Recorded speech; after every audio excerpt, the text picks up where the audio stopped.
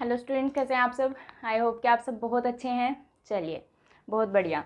तो हमारा टॉपिक चल रहा था मॉडल्स, हमने स्टार्ट कर लिया था। एक लेक्चर हो चुका है मॉडल्स का, तो आज का लेक्चर देखने से पहले कल का देख लेना, क्योंकि आज जो मैं कराने जा रही हूँ, जो मैंने कल आपको चीज़ें बहुत डिटेल में बताई हैं, उसी को मैं कंटिन्यू कर रही हूँ। ठीक है, तो आज मैं उतनी डिटेल में चीज़ें नहीं बताऊँगी, तो आज के लेक्चर से पहले अपना कल का लेक्चर देख लेना, तभी आपको आज की चीज़ें समझ में आएंगी। लेकिन फिर कम समझ में आएंगी या फिर आप उतने तरीके से कॉन्सेप्ट को ग्रैब नहीं कर पाएंगे। ओके, तो हमारा चल रहा था मॉडल्स के अंदर हम लोग पढ़ रहे थे पार्शियल मॉडल्स। ठीक है, मॉडल्स में हम लोग पढ़ रहे थे पार्शियल मॉडल्स, और पार्शियल मॉडल में मैंने आपको सबसे पहले कराया था नीड, जो कि हम कर चुके हैं। ठीक है, जो फर्स्ट लेक्चर था उसमें मैं आपको नीड करा चुकी हूँ। बाकी मैंने आपको बेसिक मॉडल्स के बारे में बताया था बेसिकली। ठीक है, तो वो आप वहाँ से देख लेंगे। अब सेकंड हेडिंग डालिए, जो कि हमारा सेकंड पार्शियल मॉडल है। सेकंड पार्शियल मॉडल है that is dare. Second heading डालेंगे that is dare. Okay, dare का मतलब क्या होता है? हिम्मत, साहस।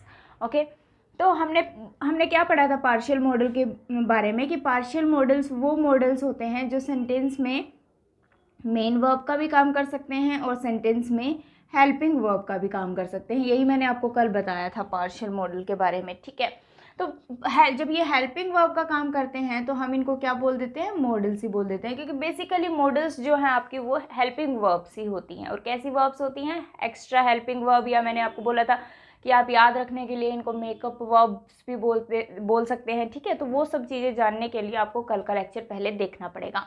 तो अब हम बात करते हैं डेयर के बारे में। तो मैंने बोला कि ये मेन वर्ब या फिर हेल्पिंग वर्ब दोनों की तरह ही सेंटेंसेस में, किसी सेंटेंस में ये मेन वर्ब होगी, किसी सेंटेंस में ये हेल्पिंग वर्ब का काम कर रही होगी, है ना।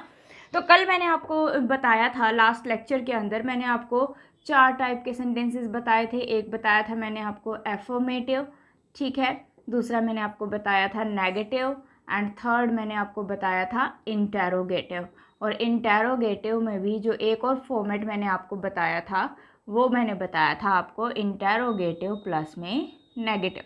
क्योंकि जो हम क्वेश्चन पुट करते हैं वो क्वेश्चन हम पॉजिटिव में भी पुट कर सकते हैं और नेगेटिव में भी पुट कर सकते हैं। ठीक है, किस तरीके से, ये सब चीज़ें मैंने आपको कल बहुत डिटेल में एक्सप्लेन की हैं लास्ट लेक्चर में, दैट इज़ फर्स्ट लेक्चर में मॉडल्स के। तो मैं दोबारा इतनी डिटेल में नहीं बताने वाली हूँ, इसलिए मैं बार बार बोल रही हूँ कि आज का लेक्चर देखने से पहले कल का लेक्चर देख लेना। तो अगर हम देखें तो जो कॉन्सेप्ट्स मैंने आपको बताए थे लास्ट लेक्चर में नीड के बारे में, जो मैंने कॉन्सेप्ट्स बताए थे वही सारे कॉन्सेप्ट्स डे पे भी लगेंगे। ओके, तो हमने नीड में जो लास्ट की समरी बताई थी उसमें हमने देखा था कि हम सिर्फ एफर्मेटिव में ही नीड को as a main verb use करते हैं। नेगेटिव इंटेरोगेटिव और नेगेटिव इंटेरोगेटिव नेगेटिव फॉर्मेट में हम मेन वर्ब की तरह भी यूज़ कर सकते हैं उन्हें, और मॉडल्स की तरह भी यूज़ कर सकते हैं। ठीक है ना, क्लियर है ना ये चीज़? हाँ ठीक है भाई, तो इतना देखिए एक बार। तो इतनी बात हमने देखी। ठीक है, तो हमने देखा कि एफर्मेटिव में सेंटेंस देखते हैं, सेंटेंस से हमें चीज़ें समझ में आएंगी। तो इसी तरीके से आप अपने नोट्स भी जो है इसी तरीके से प्रिपेयर करते रहना। ठीक है, फॉर एग्जाम्पल अगर मैं आपको बोलूँ कि शी डेयर या फिर डेयर्स, ऐसे ही गो या फिर to go there. She dares या फिर डेयर गो या फिर टू गो देयर। तो अब हम देखेंगे कि हमारा सेंटेंस हमें कैसा दिख रहा है? एफर्मेटिव। एफर्मेटिव का मतलब क्या होता है? पॉजिटिव सेंटेंसेस, हाँ हाँ वाले सेंटेंसेस। ठीक है, तो हमने बोला कि एफर्मेटिव में, कल मैं ये कॉन्सेप्ट आपको करा चुकी हूँ कि एफर्मेटिव में जो है नीड और डेयर हमेशा ही किसका काम करती हैं? मेन वर्ब का काम करती हैं। क्यों करती हैं ये रटने की ज़रूरत नहीं है आपको, कल मैंने ये चीज़ आपको बहुत डिटेल में समझाई है। ठीक है, तो अगर ये मेन वर्ब का काम करेगी तो हम सब्जेक्ट को देखेंगे, और सब्जेक्ट को देखेंगे तो सिंगुलर वर्ब आएगी, तो हम क्या लगाएंगे? She dares. अब हम देखेंगे गो या टू गो में से क्या आता है। तो गो या टू गो में से हम किसको टिक करते हैं? टू गो को टिक करते हैं। क्यों? क्योंकि डेयर के बाद हमारे पास एक और वर्ब आ रही है, दैट इज गो। अब डेयर और गो को कनेक्ट करने के लिए हम किसका यूज़ करते हैं? टू को, और टू को हमने बोला था पार्टिकल, और पार्टिकल को ही हम कह देते हैं कनेक्टर। ठीक है, कि ये ज्वाइन करने का काम करता है, तो कनेक्टर बोल देते हैं या फिर पार्टिकल बोल देते हैं। तो ये डिटेल में हम पढ़ेंगे जब मैं आपको ये अलग से पढ़ाऊंगी टू पार्टिकल कब बोला जाता है इसको, तो अभी सिर्फ इतना ध्यान रखिए। तो हमें कनेक्शन की ज़रूरत पड़ेगी जब ये किसका काम कर रही है, मेन वर्ब का। देखो चाहे पॉजिटिव सेंटेंस हो आपका चाहे नेगेटिव सेंटेंस हो, अगर ये मेन वर्ब का काम कर रही है और उसके बाद अगर आपके पास एक और वर्ब आ रही है तो आपको इस टू पार्टिकल की ज़रूरत पड़ेगी ही उनको ज्वाइन करने के लिए। क्लियर है। और दूसरी बात, अगर ये जो डेयर वर्ब है आपकी, ये अगर किसका काम कर रही है, हेल्पिंग वर्ब का काम कर रही है, तो ये मॉडल बन जाएगी। और मॉडल अगर बन जाएगी तो मॉडल के बाद हम हमेशा वर्ब की फर्स्ट फॉर्म लगाते हैं, तो मॉडल के बाद हेल्पिंग वर्ब के बाद हमें मेन वर्ब चाहिएगी ही चाहिएगी। तो अगर ये हेल्पिंग वर्ब बन जाएगी तो मेन वर्ब हमारी कुछ और आ रही होगी, और मेन वर्ब को हम किस में लिखेंगे, वर्ब की फर्स्ट फॉर्म के अंदर लिखेंगे। ठीक है। तो फॉर एग्जाम्पल अगर मैं इसी का नेगेटिव बनाने की कोशिश करूँ, तो अगर नेगेटिव बनाने की कोशिश करूं तो मैं क्या बोलूँगी, शी डेयर या फिर डेयर्स, शी डेयर या फिर डेयर्स नॉट गो या फिर टू गो देयर। ठीक है, टू गो देयर। तो इतना हमने देखा कि अब मुझे बताइए कि इसमें एरर क्या है या फिर कौन सा इसमें आना चाहिए। तो अगर हम देखें तो हम, अब मैंने कल आपको बताया था कि नोट से पहले हम हमेशा ही हेल्पिंग वर्ब को लिखते हैं, नोट से पहले हम हमेशा ही हेल्पिंग वर्ब को लिखते हैं। और अगर नोट से पहले हम डेयर को लिख रहे हैं, दैट मीन्स कि ये किसका काम करेगी, हेल्पिंग वर्ब का काम करेगी। और अगर ये हेल्पिंग वर्ब का काम करेगी तो मुझे बताइए क्या इसकी कभी भी फॉर्म चेंज होगी, हेल्पिंग वर्ब की फॉर्म कभी भी चेंज नहीं होती है। और अगर ये हेल्पिंग वर्ब का काम करेगी तो हम इसको क्या बोलेंगे कि ये क्या है, मॉडल है। और मॉडल की फॉर्म कभी भी चेंज नहीं होती। कहने का मतलब क्या है, अगर मैं आपको बोलूं तो कैन से हम कभी भी कैंस नहीं बनाते, है ना, कैन से हम कभी भी कैंस नहीं बनाते। ऐसे ही अगर हमारे पास मॉडल है शुड, तो हम कभी भी उसमें एस या ई एस नहीं लगाते हैं। ठीक है। तो मॉडल की कभी भी फॉर्म चेंज नहीं होती है। और यहाँ पे अगर नोट से पहले लिख रहे हैं दैट मीन्स ये हेल्पिंग वर्ब है, और हेल्पिंग वर्ब होगी तो हम इसको क्या बोल देंगे, मॉडल बोल देंगे। तो मॉडल बोल देंगे तो यहाँ पे डेयर्स कभी भी नहीं आ सकता, हमेशा ही क्या आएगा, डेयर आएगा। तो इर्रिस्पेक्टिव ऑफ सब्जेक्ट, सब्जेक्ट आपका चाहे सिंगुलर आ रहा है चाहे प्लूरल आ रहा है, डजंट मैटर, अगर वो मॉडल का काम कर रहा है तो उसकी फॉर्म जो है वो हमेशा ही सेम रहेगी। लेकिन ऊपर वाले केस में ऐसा नहीं था, क्योंकि वो मेन वर्ब का काम कर रहा था और मेन वर्ब अपनी फॉर्म्स को जो है वो चेंज करती है। ठीक है, अकॉर्डिंग टू दी टेंस, जो भी टेंस हमारा लग रहा है। तो ये चीज़ ध्यान रखना कि मॉडल को, मैंने कल भी आपको ये चीज़ बताई थी कि मॉडल को हम टेंस नहीं कहते। अगर मॉडल को हम टेंस कहते तो टेंस में ही ना पढ़ लेते, समझ में आ रहा है। तो मॉडल को अगर हम टेंस बोलते तो टेंस में ही पढ़ लेते। तो मॉडल्स जो हैं स्टूडेंट्स वो टेंस नहीं होते हैं। ठीक है, ये सिर्फ मैंने आपको बताया था कि ये सिर्फ इंटेंशन ऑफ अ स्पीकर को ही शो करती हैं। ओके, तो हमने देखा कि यहाँ पे हमेशा ही क्या रह सकता है, डेयर रह सकता है, चाहे आपका सब्जेक्ट कुछ भी आ रहा हो। अब अगर ये मॉडल बन गया तो मॉडल के बाद तो हमेशा ही वर्ब की फर्स्ट फॉर्म आती है, और वर्ब की फर्स्ट फॉर्म आती है तो हम क्या लगाएंगे, गो लगाएंगे, टू गो यूज नहीं करेंगे। आई थिंक यहाँ तक सबको क्लियर है। लेकिन अगर फिर भी कोई डाउट है तो आप मुझे कमेंट सेक्शन में बता सकते हैं, फेसबुक पेज पे भी आप मुझे मैसेज ड्रॉप कर सकते हैं। फेसबुक पेज भी इंग्लिश बाय मिलन सिंह के ही नाम से है, आप उसे फॉलो कर लेंगे तो आपके लिए ही बेनिफिट है, क्योंकि वहाँ पे अगर मैं कोई भी चीज़ अपलोड कर रही हूँ तो वो आपको लगातार मिलती रहेगी। ठीक है, तो यहाँ तक नोट कीजिए, फिर आगे बात करते हैं। तो मैंने आपको ये इतनी चीज़ बताई, इसके बाद अगर मैं बात करूं तो इसी सेंटेंस को मैं एक तरीके से और लिख सकती थी। अगर मैं लिख देती she does not dare go या फिर to go there, she does not dare या फिर गो टू गो देयर। अब देखो हेल्पिंग वर्ब तो हमारी क्या बन गई, डज बन गई। हेल्पिंग वर्ब तो क्या बन गई, डज बन गई। ओके, अब डज के बाद वर्ब की फर्स्ट फॉर्म आती है, दैट मीन्स कि ये डेयर जो है अब फिलहाल हमारी क्या बन गई, मेन वर्ब बन गई। ठीक है, मेन वर्ब बन गई। अब देखो मेन वर्ब है, उसके बाद एक और वर्ब आ रही है, मेन वर्ब है उसके बाद एक और वर्ब आ रही है। तो अभी हमने पढ़ा था कि जब ये मेन वर्ब का काम करती है और उसके बाद अगर हमें एक और वर्ब को ज्वाइन करना है तो हम पार्टिकल टू का यूज़ करते हैं। दैट मीन्स कि अब हम गो नहीं लगाएंगे, अब हमें क्या करना पड़ेगा, टू गो करना पड़ेगा। ठीक है, आपको ये रट्टे मारने की ज़रूरत नहीं है। अगर आप फर्स्ट लेक्चर देख लेंगे मॉडल्स का, अगर यहाँ से समझ में नहीं आ रहा है, अगर आप फर्स्ट लेक्चर देख लेंगे आपको चीज़ें रटने की ही ज़रूरत नहीं पड़ेगी, आपको खुद से समझ में आएगा कि मैम क्या करा रही हैं। ठीक है, क्लियर है। वैसे मैं बता भी रही हूँ आपको साथ के साथ में, लेकिन अगर आप फर्स्ट लेक्चर देख लेंगे तो आपको ईजी रहेगा चीज़ें, ठीक है। तो नोट कीजिए, स्क्रीनशॉट लीजिए, फिर आगे बात करती हूँ।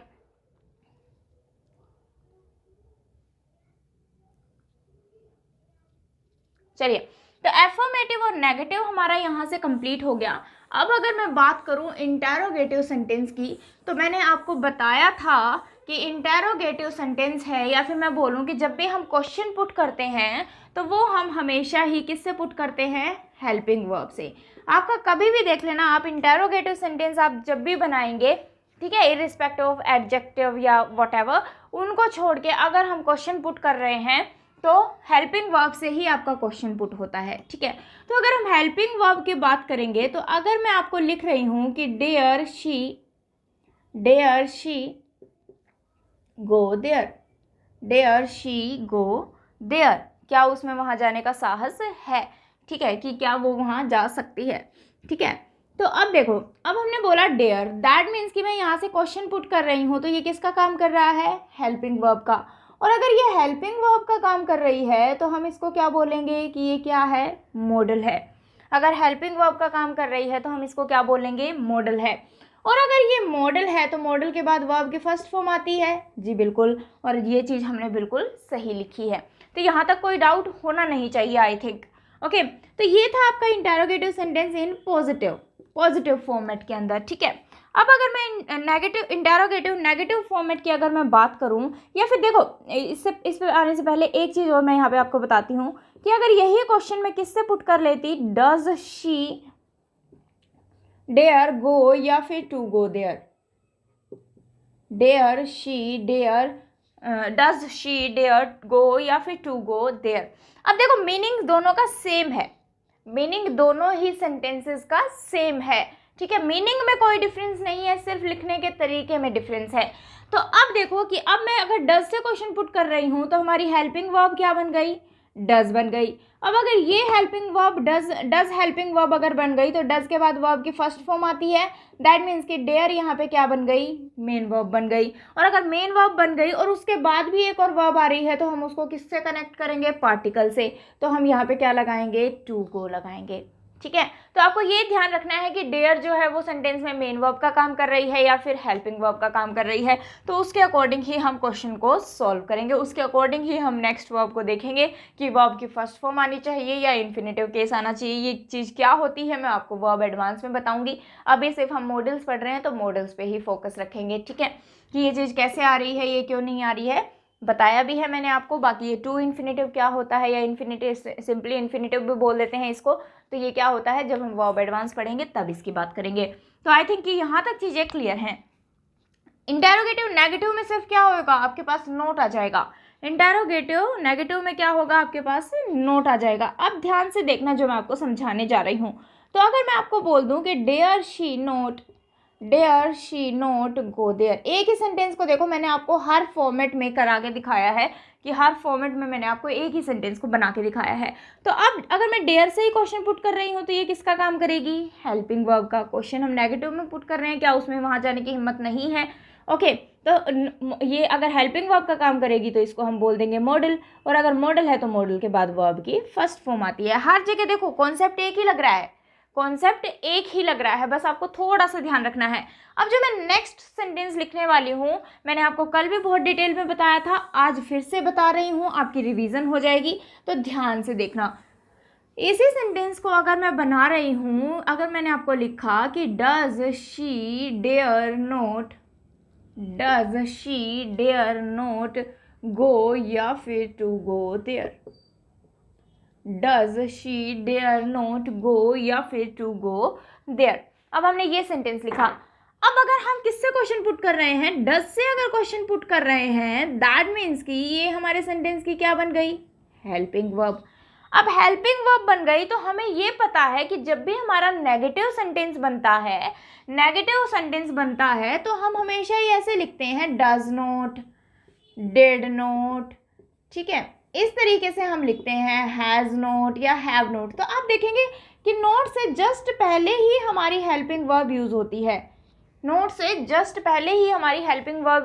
इसके बीच में कोई भी मेन वर्ब नहीं आ रही आपकी, इनके बीच में कोई भी मेन वर्ब नहीं आ रही। और अब अगर हम क्वेश्चन पुट कर रहे हैं तो हमने क्या किया, हेल्पिंग वर्ब को आगे ले आए, देन सब्जेक्ट एंड देन बाकी सारा सेंटेंस हम एज इट इज लिखते हैं।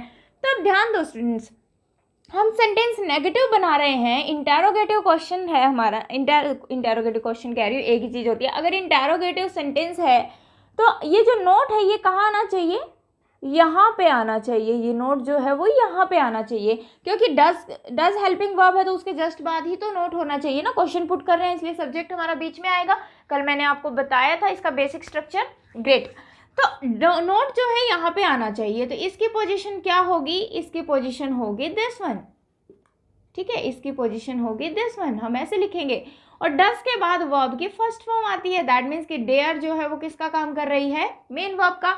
और मेन वर्ब के बाद एक और वर्ब आ रही है तो उसको हम ज्वाइन करेंगे टू से, ज्वाइन करेंगे टू से, पार्टिकल टू से। तो यहाँ पे क्या आएगा, टू गो आएगा, गो नहीं आ सकता आपका। तो सेंटेंस क्या बनेगा, does she not dare to go there, does she not dare to go there. Note कीजिए, स्क्रीनशॉट लीजिए, फिर हम बात करते हैं।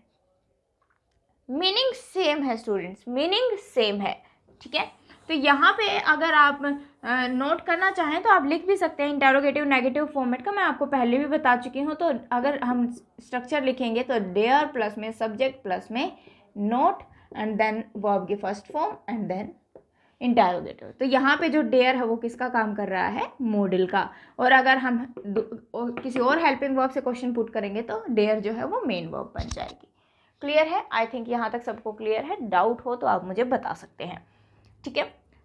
आई थिंक यहाँ तक क्लियर है सभी को। अब इसकी समरी देख लेते हैं एक बार, जैसे कल हमने नीड की समरी बनाई थी इसी तरीके से हम इसकी भी समरी देख लेते हैं। तो अगर हम बात करें डेयर की तो हम चारों ही सेंटेंसेस में डेयर को यूज़ कर सकते हैं, एफर्मेटिव में भी, नेगेटिव में भी, इंटेरोगेटिव में भी एंड इंटेरोगेटिव प्लस में नेगेटिव में भी, चारों में ही यूज हो सकता है। अब हमने क्या देखा कि अगर हम बात करें डेयर की एफर्मेटिव में, तो एफर्मेटिव में हम एज अ मॉडल, ब्रैकेट में लिख देती हूँ, as a model, okay, as a model हम एफर्मेटिव में इसको यूज़ नहीं करते, क्योंकि एफर्मेटिव में ये हमारी सिर्फ और सिर्फ मेन वर्ब की तरह ही काम करती है। नेगेटिव में हमने देखा दोनों की तरह काम कर सकती है, इंटेरोगेटिव में भी हमने देखा दोनों की तरह काम कर सकती है, मॉडल की तरह यूज़ होगा। ऐसे ही इंटेरोगेटिव नेगेटिव में भी ये मॉडल की तरह यूज़ होता है या दोनों की तरह यूज़ हो सकता है। तो ध्यान रखेंगे कि एफर्मेटिव में ये सिर्फ और सिर्फ किसका काम करती है, मेन वर्ब का। नेगेटिव में बोथ, अगर एज अ मॉडल नहीं लिख रहे हो तो, और इसमें भी बोथ और इसमें भी बोथ, दोनों ही तरीके से आप यूज़ कर सकते हैं, ठीक है। तो इसके अकॉर्डिंग आपका जो डेयर मॉडल है, पार्शियल मॉडल है, वो जो है वो कंप्लीट हो जाता है। तो डेयर यहाँ तक कंप्लीट है। तो अगर कोई इसमें दिक्कत आया है, बहुत इजी था, जिसने नीड देख रखा है उसके लिए बहुत इजी थे ये क्वेश्चन सॉल्व करने, ठीक है। तो पहले अपना नीड का जो पार्शियल मॉडल नीड कराया है मैंने आपको, पहले वो देखना, देन ये देखना, आज की क्लास देखना, ठीक है। तो आपको चीज़ें समझ में आएंगी। तो बाकी जो नेक्स्ट पार्शियल मॉडल है वो हम नेक्स्ट क्लास में करेंगे, क्योंकि वो भी काफ़ी बड़ा टॉपिक है। नेक्स्ट पार्शियल मॉडल कराऊंगी, वो काफ़ी बड़ा पार्शियल मॉडल है, तो उसके बारे में हम कल ही के लेक्चर में बात करेंगे, ठीक है। Okay, thank you class.